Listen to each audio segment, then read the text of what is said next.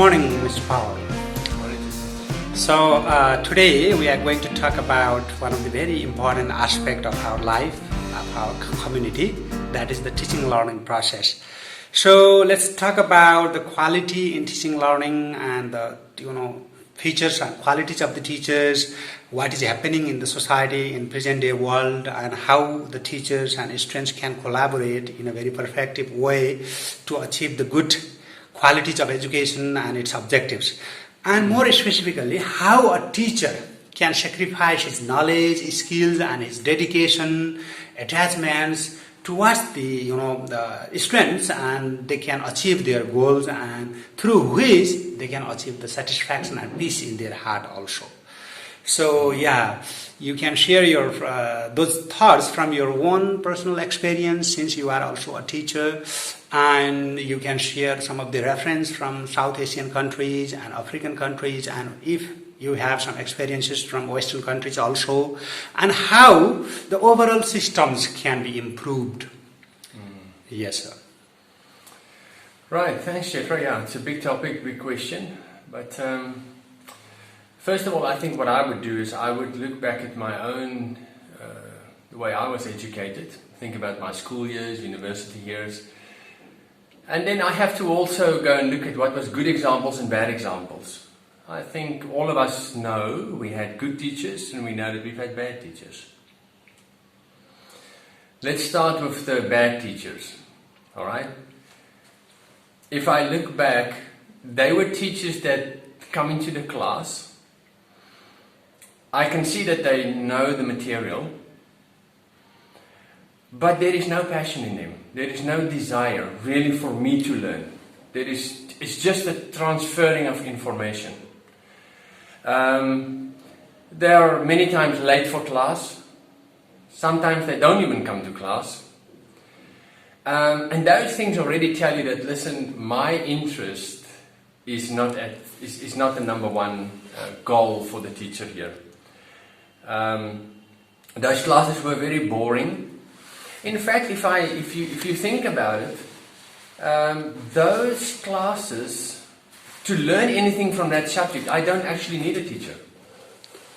Because some of them, what they wanted to do, they just wanted you to memorize the content, or to get a few facts in your head, and then when the exam comes, you just write it down. Now, all of us know that you don't need a teacher to teach you how to memorize a subject. You can spend a whole year at home, read the book, memorize it, and write it. So, why do I need a teacher? Sometimes I had these questions, why do I need this guy? He doesn't really care about me learning anything. And that's why teaching is not a job. Let's just say that, it's not a job. It's not just, how am I going to earn money? So why don't I just become a teacher? That's a very shallow understanding of teaching, because what teaching really is, and what I've experienced in my life and through good examples, the teachers that I can remember, are those who really took the time. They did not necessarily download the whole book of information on me, but they were wise enough to study their subject so well that they could give me the essential principle of the day's teaching. Once that one concept, that one principle, that one main point that I really need to know in order to learn the rest of the material myself, to make sense of the rest of the material myself, that's what they were artists in. And that was their passion, because that's learning. It's a transferring of the main point, the principle, the concept, the how does this thing work? Doesn't matter what that subject is, with passion. And teaching in such a way, asking questions to the students, not just downloading it, but giving us enough information in order to wrestle through the information, in order to come to a conclusion. And then, if we can't, they would facilitate the growth even more, this learning experience. I find that the best teachers were not the teachers who told me everything that's in the book, I can do that at home. It's those who just gave me the main points in the book, the things that I really have to understand, and then help me to wrestle through it. They tried to make it as simple as possible to me, facilitate as much as possible, but they did it until I understood it. And then when I understood it, when I snapped it, I could handle the rest of the information myself because it just started to make sense. I got it. And I could see the joy in those teachers, and that's something that I've taken over in my life. And I've learned this, that you can be a teacher, and I can call myself a teacher. But if my students have not understood what I said, then I haven't taught. That's not teaching. That's just speeching. That's giving a speech. And so I've also learned to become as a person, as a teacher, I also had to learn to become, like those good teachers, more confident in myself. Yes. But now we have to define what confidence is. Confidence doesn't mean you memorize the book and stand in the front and memorize it confidently. Now, all people need information to learn, of course. You cannot learn without any information. But confidence is being able to understand your subject so well and taking creative, innovative ideas of learning and asking questions in a class, for example, or using different ways of learning, sometimes very practical things, in order to see how your students are learning. Are they snapping it? And that takes confidence. It's easy to just download information to them and say goodbye and see you tomorrow. But it's harder to sit down with the students and ask them questions and work with them, with every student on his own unique personality and the way that he's put together, to really get them to learn. That takes confidence. To sometimes be silent in order for the class to ask questions takes confidence. Some people are gets very nervous. Oh, what if they ask you something I don't know? And actually, a confident teacher is actually quite happy if they ask such a good question and he doesn't know. I would say to my student, well, I don't know. That's a brilliant question. Yeah. Guess what? And then I learn as a teacher, when I teach this way, I actually need my students. Because my students' questions actually causes me to go back and go research a bit more and empower myself more to become a better teacher. And now I know in certain cultures that's a bit of a stumble block. So I'm speaking now from a more from a Western country. I know in certain cultures that I've also lived in that if you say you don't know, then the people will think, oh, this guy doesn't know what he's talking about. This is not a good teacher. But that's not true. I think there is a vulnerability within teaching. We know much more than our students, but we don't know everything. Another thing of a good teacher is he's always on the forefront. He teaches maybe an hour or 2 hours or 3 hours in a day, but the rest of the day he's thinking about tomorrow's lessons. He knows his students very well. He knows how little Raj is learning. He knows how little Chetra is learning. And we don't all learn the same. Some memorize better than others. Some are more technical. They're more practical. They are more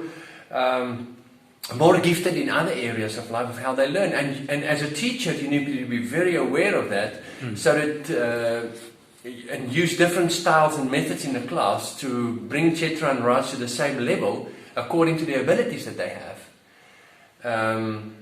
Just because Raj didn't memorize well enough and didn't get 10 out of 10, he got 8 out of 10, doesn't mean he's a stupid child. It just means he's learning differently. So we need to get to know our students on a very practical, intimate way in order to know how they learn. And that's what teaching does.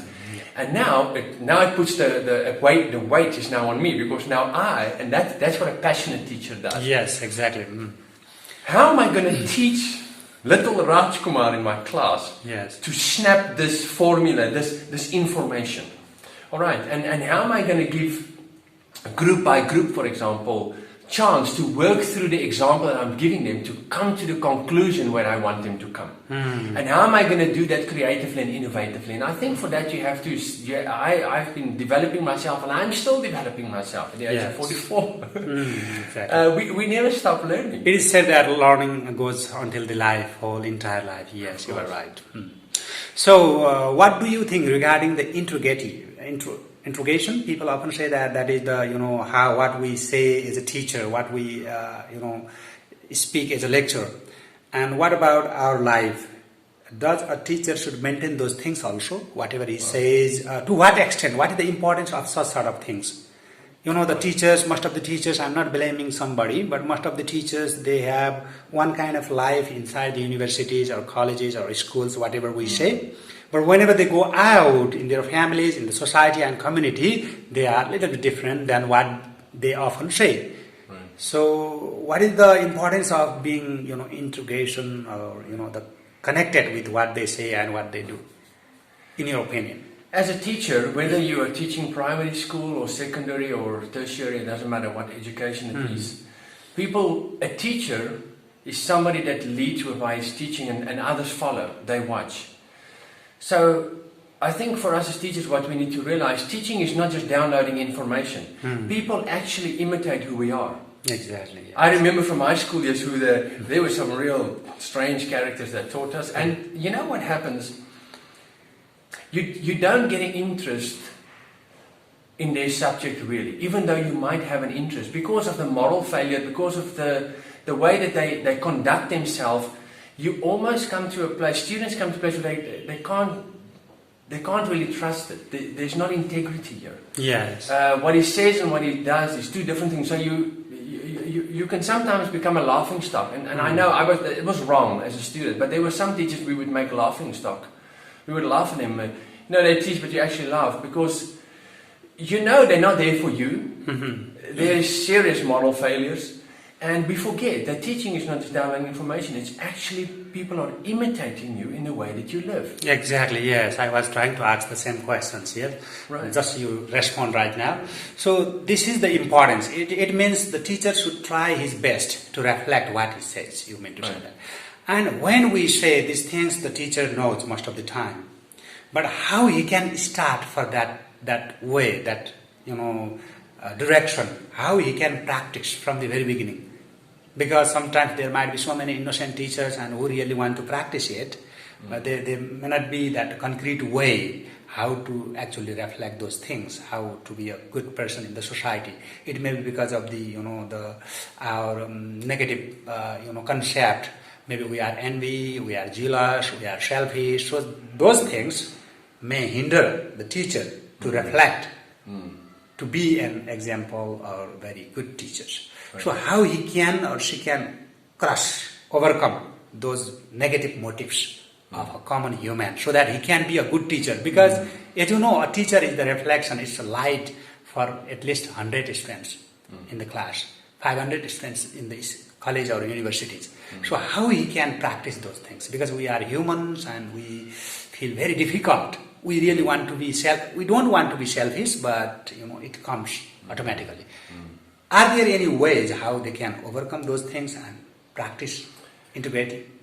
I think, well, it's a big question, and obviously we don't have time to talk about all those kind of things, because we're talking here about moral, we're talking about issues, we're talking about personality, and those kind of things. But if I could drop it down to this, I would say a teacher must always remember, why am I a teacher? And I think, I'm going to answer this from this angle. So, why am I teaching? Everybody has to ask that question. Who am I? And why am I a teacher? Why do I have this ability? Yes. Am I a teacher because it's a job? It gives me money. Well, that's not a good motive. Yes. Am I a teacher because I need respect and honor? Now, that's also a problem. Yes. And I'll tell you now. The motive of my heart for teaching must be this. It's an absolute passion. Doesn't matter what I earn or not. It's not about people honoring me, and when I don't know a certain answer or something, then I feel shamed or guilt or something. The essence for me of teaching is this, that I must work hard to get my students to understand my subject the way that I understand it. It's to download to them not just information but understanding that goes with it, so that they can become better than what I am. I want to make them not just great students, but some of them I want to make them great teachers. I want them to imitate the way that I teach. Now, for people to imitate a good teacher, you need to be a good teacher, right? Yes. So that's what I want them to be, is to have people that can imitate the way that I've taught, that they will understand the way that I understand, that they become even better than I am. Why? Because I am, through my subject, I am trying to raise up a group of students or a group of scholars under my authority and my responsibility to become responsible citizens within this subject in society, to be meaningful in society. I don't want to just teach people to just go into society and have no understanding of my subjects. That means I've never taught. And that's a sad thing, to come to the end of your life and realize you've never created anybody who's actually become powerful with a great understanding of your subject. That means I've never taught. I've said a lot of things. There was a lot of monologue and I've done a lot of speeches. But I haven't created more teachers and innovative, creative thinkers that have taken my subject to a next level and a higher level and a higher level. And now they've become my professors. That must be my desire, to train people to become greater than what I am. That's what I want to do. That's lovely. So how can you compare the education system in Western and in South Asia? What sort of problem and challenges have you experienced through your observation, through your visit to the different countries and different Western part of the world and Eastern part?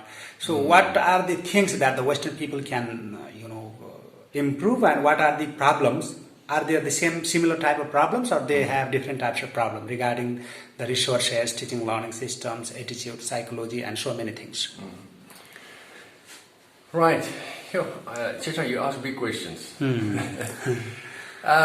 It can sound critical or almost, well, why are we comparing West and East now? And that's not what I want to do, because from the outset I would say this. Wow, lovely. There are good teachers and bad teachers in the West. Yep. I had bad teachers.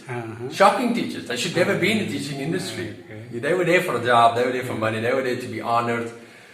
And the moment things don't go their way, they get all angry and upset, and so, you just... And students know who those people are. I knew who those teachers are, and so students are not stupid, they know. I think one thing that counts against us a bit, what I've seen in Southeast Asia, where I've mainly lived as well, is there's a lot of focus on rote learning. Oh, memorization. It's memorization, it's a download, and I've mentioned before, just a download of information. So this is what it's creating.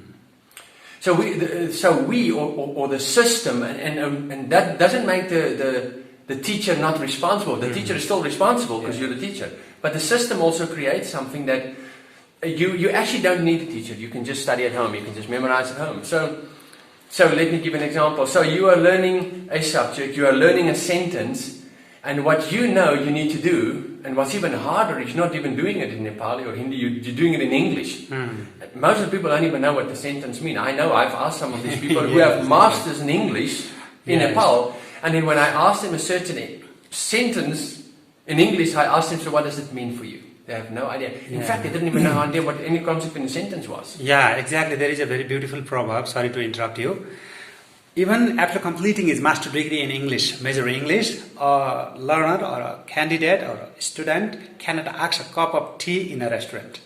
People often are raising such type of voices because this lacks the practical use of English language. If you are doing masters in English language, you should feel very comfortable and easy to communicate, at least in English. That's the main purpose of subject. But whatever we do is not that much working. Some of these scholars are raising that voice, so which also supports your points. Yes. Yeah, just on that point, I think if you're an English teacher, your class needs to be in English. Yes. You mustn't talk 45, 50% Hindi Hindi or Nepali or mother tongue. Try and keep it in English only when it's really necessary. Yes. So my point is this: if you are memorizing the sentence but there's no understanding, that's the point. We're in the West with good teachers. So I'm not making distinctions between West and East. I'm taking in the West with good teachers. They are able to help you not just to memorize, but to understand what you're learning and then testing if you can apply it in other ways. Yes. So for example, if you write your exam, the way that they test your knowledge is not by memorizing the sentence. So for example, if I have to write a test in my final here, if I write the sentence exactly the way that's in the book, you get a red line through it, you get 0. There's no points for that. Wow. Why? Because how can I test your understanding if you are telling me what Rajkumar, the author of the book, Rajkumar, wrote it in 1975. Yes. If you are just memorizing what he said, how can I know, how can I test if you understand what Rajkumar means, the author? Yeah. So you have to write what you learn in your own words. You cannot plagiarize. You cannot take the writer, author's words and write it down. Yes. Because there's no way to test if you have understanding. Yeah, So exactly. that's the problem that you mentioned earlier. You can have a master's degree, But whenever we go to the field and try to use, we can't. because Yeah. we don't even know what the sentence means, and we're not even getting to the point how do you apply it. And I think that's where the Finnish, they're probably the greatest example. Their school system is like this. Yeah. When those guys get out of class, they are the best maths and science students in the world. They're a small country. Why? Because that's what they concentrate on. And funny enough, they only go to school like three hours a day. Yeah. We go to school like 6 days a week, and we study. That's the point. It's not how much we teach. It's can you hit the middle point and help them to understand and then to apply that information and then to put it in their own words. Only then can I really test if my student have understood what I have taught. Yes. And I think that's the major difference. Now that brings it back into our South Asian context. Now, I know that we have a system. And you have a test, and according to that test, I have to memorize and I have to write exactly what's that. So the moment if the marker he's starting to use his own words, it gets uncomfortable. So we say that's not what's written in the book. But actually, what the student sometimes want to do is he just voice it in his own language, Yes. according to his own understanding, which is Yes. the only way to test. So the system is also against you. But let's not just blame the system.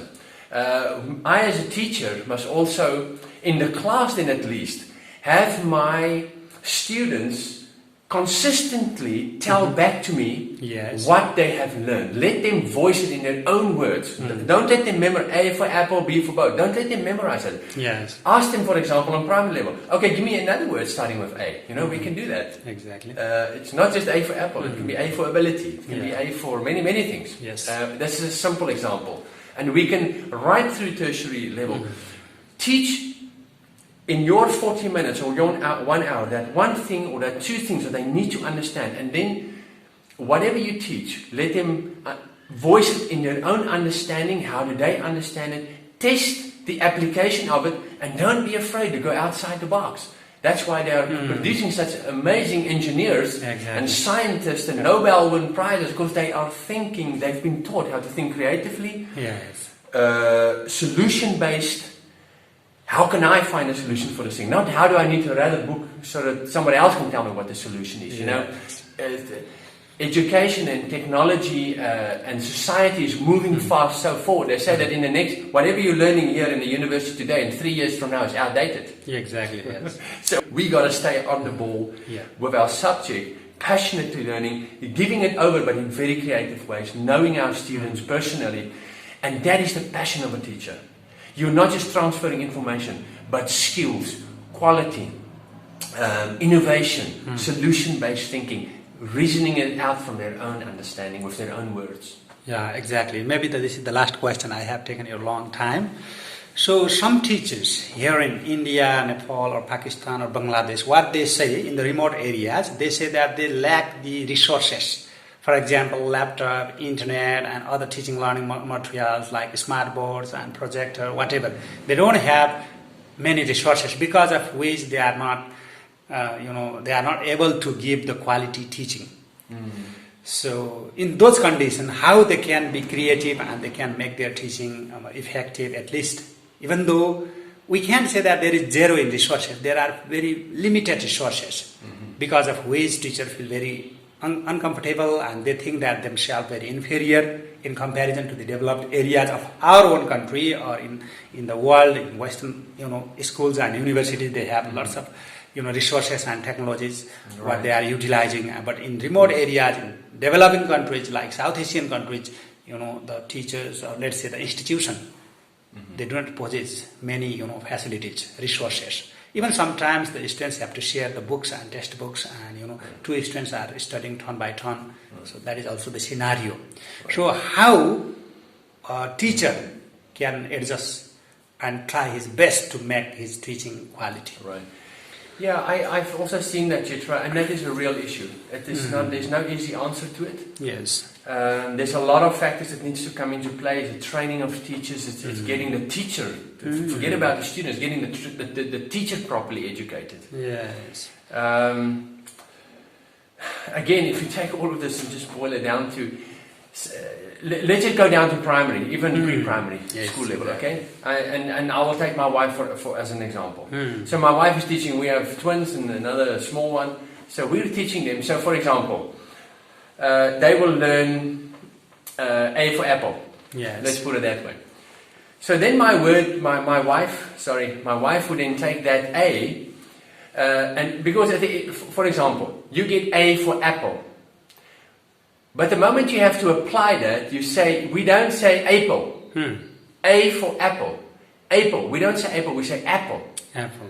So here's another innovative way how, and you don't need to be a PhD, and you've got to teach them also the phonetics of language. Why not? So it's, yes, the name of the letter is A, B, C. But it's, apple is A. The sound, the phonetic sound is A.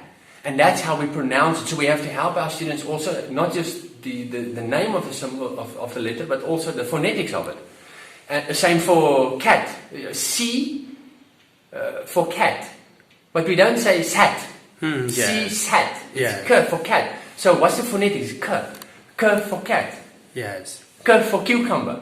So they need to learn. There's already another skill that you've learned. You now teach them the name of the letter. You teach them in the phonetics. Now you can teach them an apple. Right. What else can you teach them about apple? Now we can start teaching them colors. You get green apples. You get red apples. You get yellow apples. Depending on what's available here. Now what can we do next? Now a teacher can take the apple, cut it in half, and let's see. Where's the seeds? How does this thing actually grow? Look at how practical. What part is it made of? So by to teach one single alphabet A, we can create a kind of scenario from where we can make our teaching meaningful. You can teach a whole week. Yeah. You can teach farming from there. You can teach biology. You know how it's put together. They can go out and depending where they live, they can see how an apple tree grows. Or they can, if they have internet, they can see on a YouTube video how it's growing. They can make new words with A, depending where the A comes in the letter, or with A. They can start drawing apples. They can start drawing apple trees. They can start drawing farmers. There's so many skills and stuff that you are developing. It's not just that. Beautiful. They, for example, with their fingers, you will find sometimes so teaching is not just about, as I said, just giving the jankari, giving information. But for example, when you open up an apple, they take the seeds out of their fingers. Why? Because you're working with finer motor skills that children need. I find that sometimes when I work with people who come from the villages, the fine motor muscle skills have never been, that coordination is not there. So using something simple, like teaching them where the seeds are, let them pick it out, it helps the small muscles to develop together with the brain. So teaching is far beyond. And you can make it so interesting. You can make songs. You can even write a new song. No, none of this you need a PhD for. You don't need. In fact, you don't even have to be fully graduated, but you must be stimulated with these ideas and thoughts. And then even the teacher up there in Humla or wherever can even know how to be creative and innovative. Exactly. You know. So I know that doesn't answer the whole question. I'll just take an example from my wife and how we would do it. Lovely. And my children get so excited. You know, we prepare them for the next day. Tomorrow we're going to watch it. An apple tree. Oh, we're going to learn beautiful things. Not just the apple. We're going to go to B for bugs. Okay. Now I know we learn B for. I don't know what B for. You learn here B for boat. What did we learn? Ball. B for ball. Okay, so we say, well, B for bug as well. Why not? Insect, you know, a bug. And then we look for insects. There's so many beautiful ways. Exactly. You know, you watch it from close by, and you can teach from anywhere. We should have that motivation for teaching and motivation to help our students, so that we can find out the several ways how we can make our teaching effective and qualitative. We teach them life. There's so much more. And there's so much more about teaching than just my subject. It goes more than the question you asked about. They're imitating who I am. in many spheres, people are always watching you as a teacher because you're a leader. Yes. They're watching you, and people follow leaders. They follow good leaders, but they don't follow bad leaders. Yes, exactly. Well, thank you very much for your very important, the idea, viewpoints regarding the, how teachers can make themselves perfect, like perfect teachers. What are the essential, qualities that should be in, teaching and learning system? And at last, what do you want to say? If you want to recommend something for the teachers, you can recommend, or if you have some suggestion for them who really wants to be better in future. Yeah, I think it starts with myself. I think you have to look at yourself and say, how is my teaching going? And for that you have to honestly answer that question to yourself and say, there's no more greater satisfaction for me. It's when I teach a student or students and they have understood what I've said. That's what gives me satisfaction. When I can move out of my class and I know that the material is understood because they've spoken to me and they've understood it. Until then I haven't taught. Then I need to go back home, I need to go think about it and maybe do it again tomorrow until they understand it. Because without understanding I haven't taught. Yes. So I have to do introspecting. I have to look at myself. And then I have to ask myself the questions, am I really a teacher? Is that what I'm supposed to do? Am I really passionate about it? Am I doing? I have to say to myself, am I here for a job? Am I here for a salary? Am I here to be honored? Am I here to control other people? Because those are all wrong motivations. And so you have to look into your heart and say, is this why I'm here? What is most important am I the most important one in my teaching career, or is it the children, the students that I'm taking? Exactly. Is it them growing up? So learning center, the attitudes and activities should be over there. Right, and so without that introspection into self, then we're just going on to how to do this. Once you sort that out, a person with that kind of mindset and motive and desire to see his people learn his subject, to be as excited and good at it as he is, then there is a lot of things available. In our context in Kathmandu, there are good institutions where you can learn, you can go online, there's so many things that are freely available to enhance yourself, but you must first be willing to go there. You must first sort this out in your own heart. And that's where I would start at. Before we give all the how-dos and do this, learn this, that. And don't be comfortable with yourself. Yes.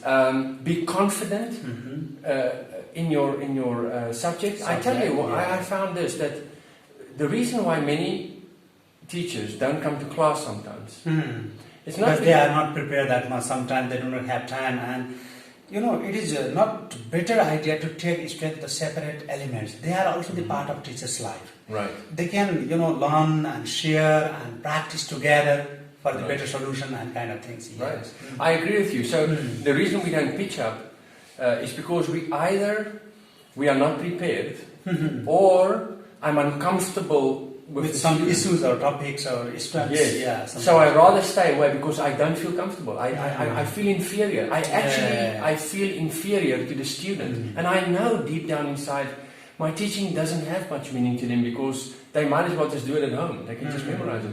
Yes. So I'm uncomfortable. So I need to develop myself. And there needs to be that drive, that passion in a teacher to do that.